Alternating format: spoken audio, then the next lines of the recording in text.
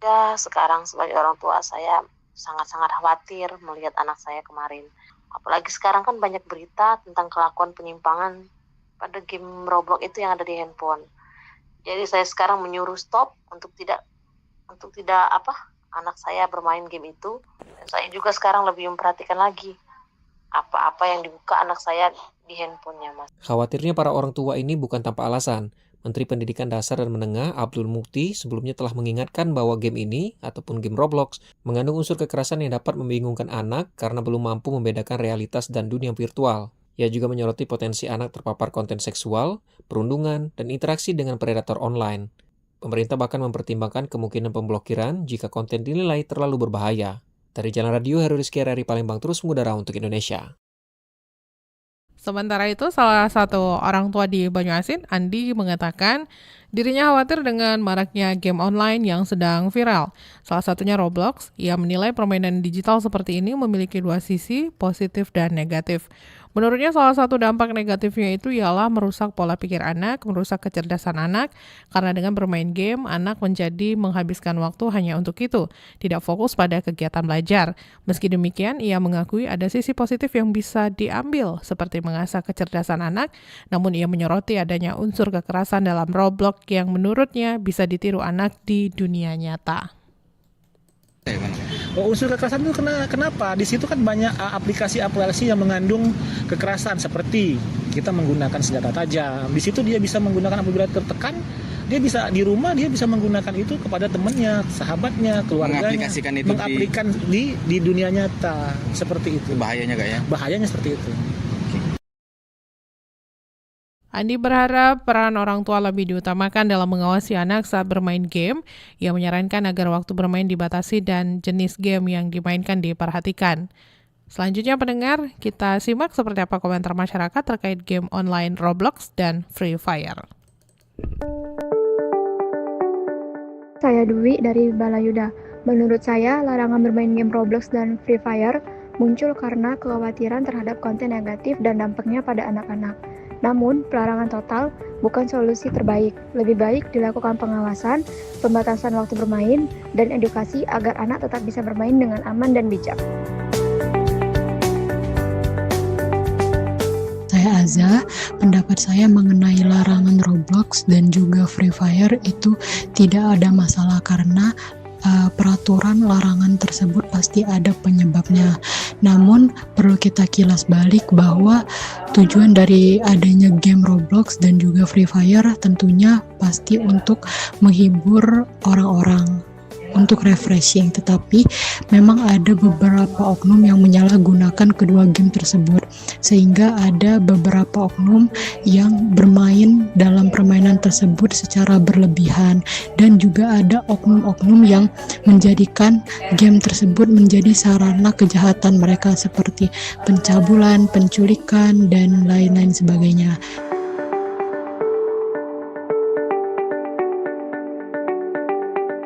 Saneli Permatasari dari Balayuda, larangan game Roblox dan Free Fire di Indonesia ditunjukkan untuk melindungi anak-anak dari konten kekerasan yang dianggap dapat mempengaruhi perilaku negatif dan merusak mental mereka. Pemerintah menilai kedua game ini memiliki resiko tinggi terhadap perkembangan anak, sehingga perlu pembatasan agar generasi muda terhindar dari dampak buruk tersebut.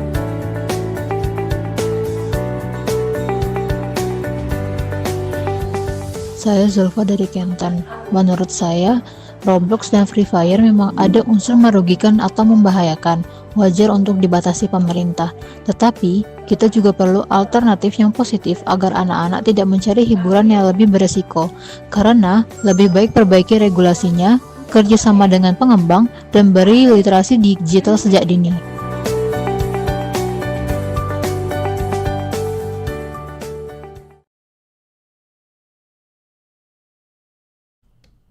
Pendengar, komunitas bermain Palembang mengajak anak-anak untuk mengikuti permainan tradisional.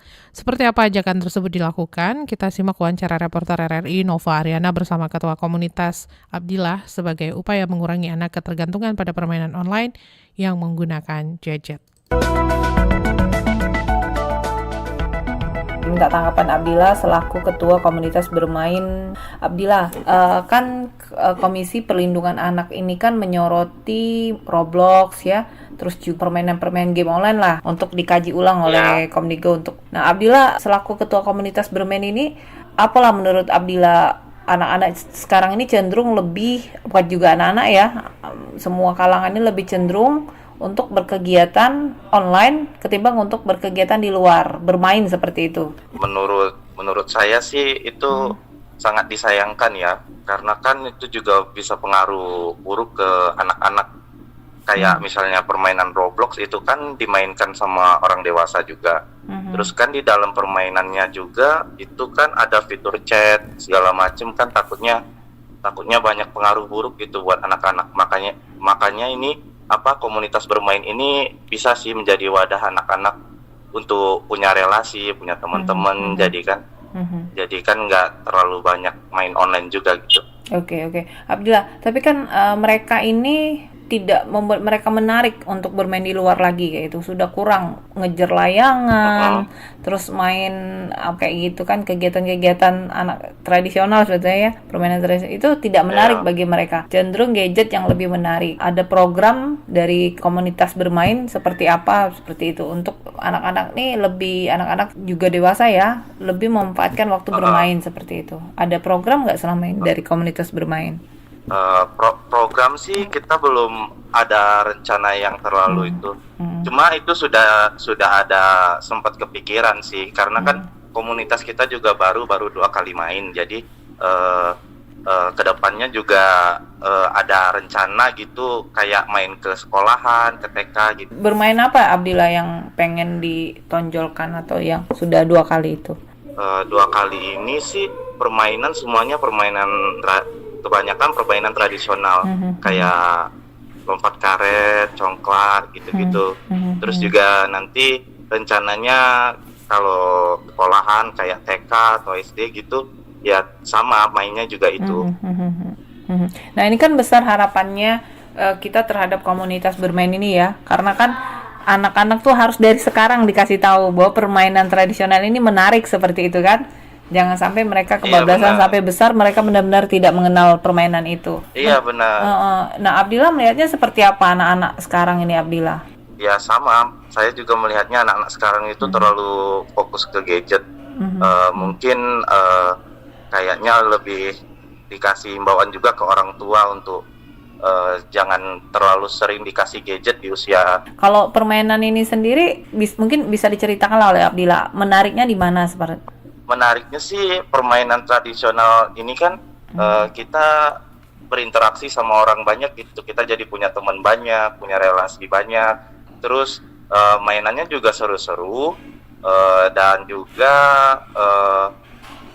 bisa disebut olahraga juga kan. Beberapa permainan kayak lompat karet itu kan bagus juga untuk kesehatan gitu. Ini dapat melatih karakter lah ya, karakter anak, mengenal orang. Benar.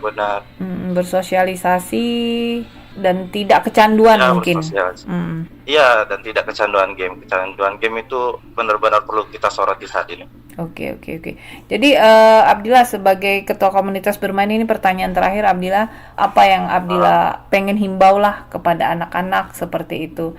Karena kan Roblox dan permainan lain itu seperti apalah Abdillah bisa memberikan himbauan, masukan bahwa permainan tradisional ini sangat menarik seperti itu. Himbauannya paling adik-adik ini nggak kalah seru kok, ini lebih asik, kita punya teman banyak daripada kita di rumah aja gitu kan.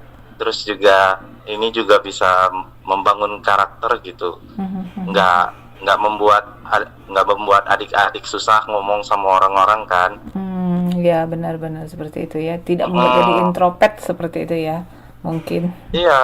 Oke Abdillah, makasih ya tanggapannya untuk RRI. Oke Mbak. Oke, makasih Abdillah. Oke Mbak, terima kasih.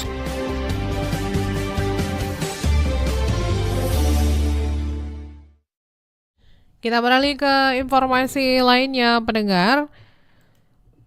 Menyambut hari ulang tahun ke-80 Republik Indonesia, PT Kereta Api Indonesia Persero Divre 3 Palembang meluncurkan promo Merdeka bagi pengguna setia kereta api Sindang Marga relasi Kertapati Lubuk Linggau. Dalam promo ini, pelanggan hanya perlu membayar 80% dari tarif normal untuk keberangkatan khusus di tanggal 17 Agustus 2025. Manajer Humas PT KAI Divre 3 Palembang, Aida Suryanti menjelaskan bahwa tiket promo dapat dibeli mulai 12 hingga 17 Agustus 2025. Pembelian bisa dilakukan melalui aplikasi Exas by KAI, situs booking KAI, situs booking.kai.id, serta seluruh kanal penjualan resmi tiket KAI. Promo ini merupakan bentuk apresiasi kepada pelanggan dan bagian dari perayaan HUT ke-80 Republik Indonesia. Aida menyebut bahwa KAI ingin memberikan pengalaman perjalanan yang lebih hemat, nyaman, aman, dan tepat waktu di momen spesial tersebut. Promo Merdeka ini kami hadirkan sebagai bentuk apresiasi kepada pelanggan, sekaligus memeriahkan momen bersejarah kemerdekaan Indonesia ke-80 tahun. Dengan tarif lebih hemat, kami berharap masyarakat dapat menikmati perjalanan kereta api yang nyaman, aman, dan tepat waktu. Aida juga mengatakan tarif promo Merdeka tidak berlaku untuk tarif khusus dan tidak dapat digabungkan dengan diskon lainnya. Meski demikian, tiket promo tetap bisa dibatalkan atau dijadwalkan ulang sesuai ketentuan yang berlaku di KAI. Aida mengimbau masyarakat agar segera memanfaatkan kesempatan ini karena jumlah kursi terbatas. Ia juga menegaskan bahwa KAI akan terus berinovasi untuk memberikan layanan terbaik dengan semangat kemerdekaan.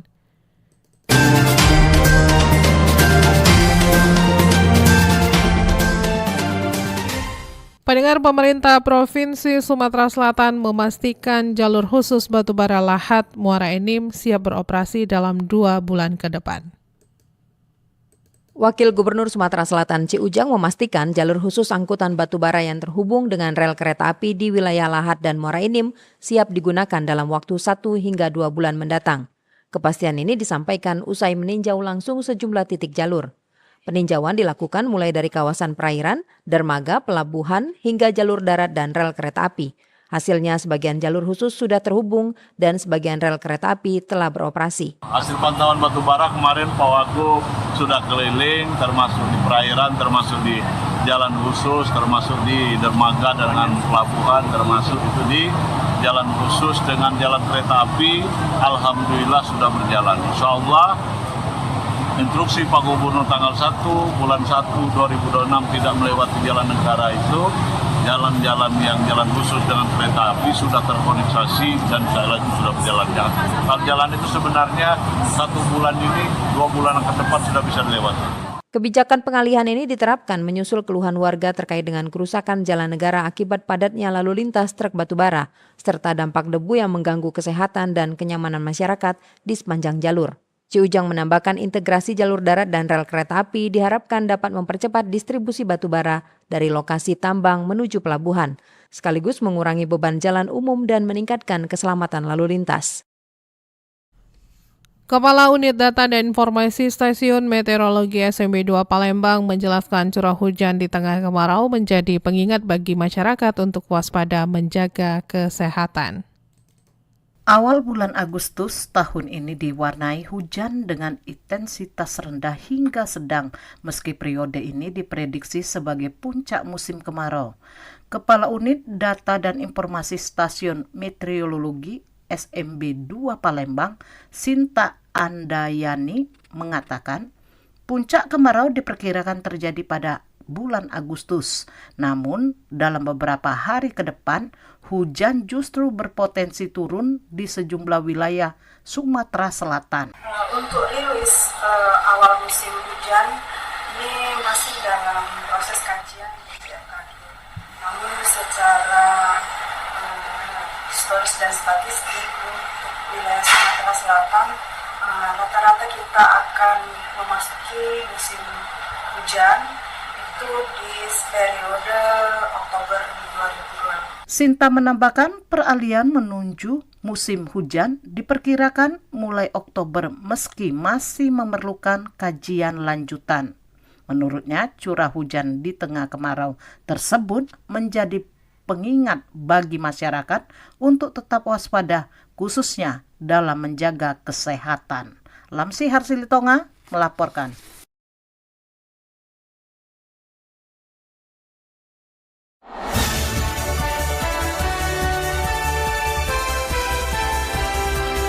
Warta Berita Radio Republik Indonesia Palembang.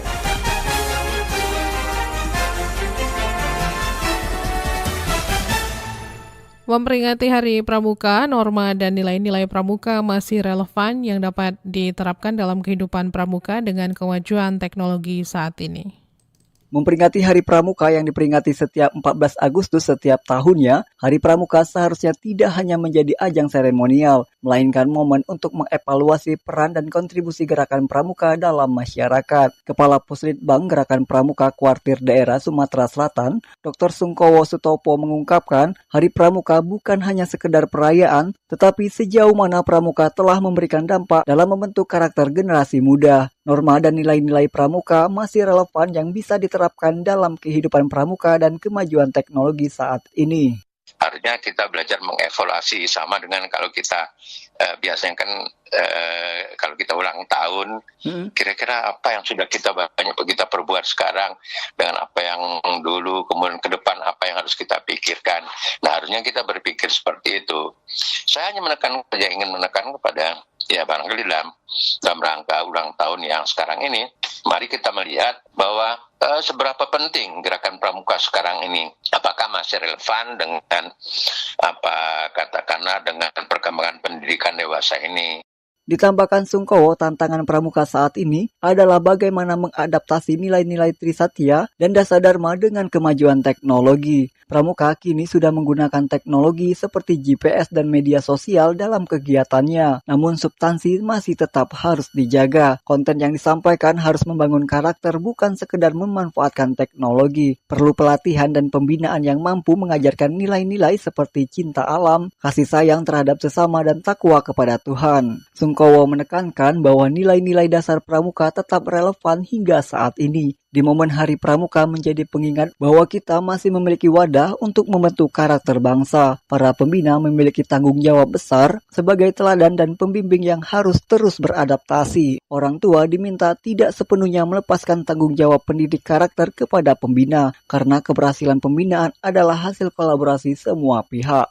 Dari Palembang, Sumatera Selatan, Muhammad Irfan, Pro 1 RRI terus mengudara untuk Indonesia.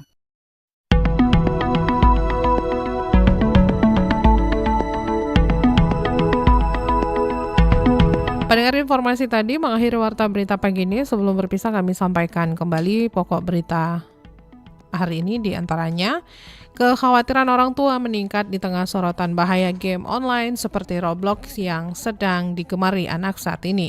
Pemerintah Provinsi Sumatera Selatan memastikan jalur khusus Batubara, Lahat, Muara Enim siap beroperasi dalam 2 bulan ke depan.